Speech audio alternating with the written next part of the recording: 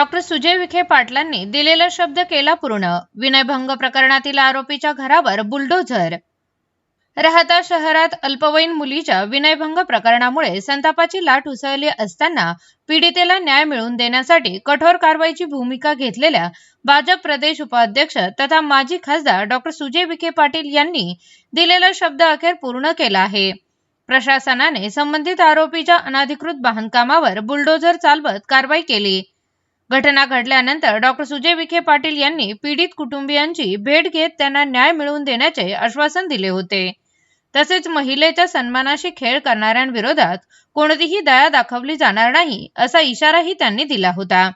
त्यानंतर पोलीस, महसूल आणि नगरपालिकेच्या प्रशासनाने संयुक्त कारवाई करत आरोपीच्या घरावर बुलडोझर चालवला.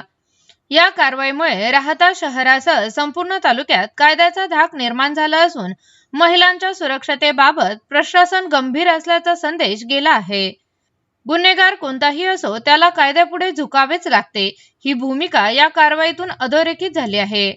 डॉक्टर सुजय विखे पाटील यांनी या प्रसंगी प्रतिक्रिया देताना सांगितले की पीडितेला न्याय मिळवून देणे आणि समाजात सुरक्षित वातावरण निर्माण करणे ही आपली जबाबदारी आहे.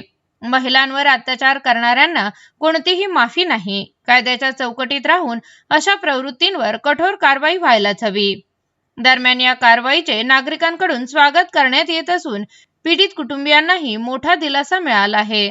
340 प्रती आणि गोडवारी वसाहत प्रती फार संयमाने घेतलेलं आहे. प्रत्येक मुलीची सुरक्षितता ही सुजय विखेची जबाबदारी आहे. मी तुम्हाला सगळ्यांना शेवटची विनंती करतो, शेवटची. याच्या पुढे जर, मी परत सांगतो, मराठीत ऐकून घ्या, याच्या पुढे जर कोणीही या सगळ्या भागांमध्ये मुलींची छेड काढताना सापडला, कोणीही या भागांमध्ये कुठल्याही प्रकारे मोठे गुन्हे किंवा कृत्य करायचं सापडलं तर स्वतः आतमध्ये जेसीबी घेऊन घर पाडून टाकायला शब्द पण सुजय विखेचा. मी जे बोलतो ते तुम्हाला करतो, लक्षात घ्या. माझा नाद तर कोणी केलाच नाही आजपर्यंत आणि कोणी करू पण नका. जिथं आमच्या माया बहिणींची सुरक्षतेचा प्रश्न येतो, मी तुम्हाला माझ्या मुलीची शपथ घेऊन सांगतो, मी तुम्हाला सोडणार नाही.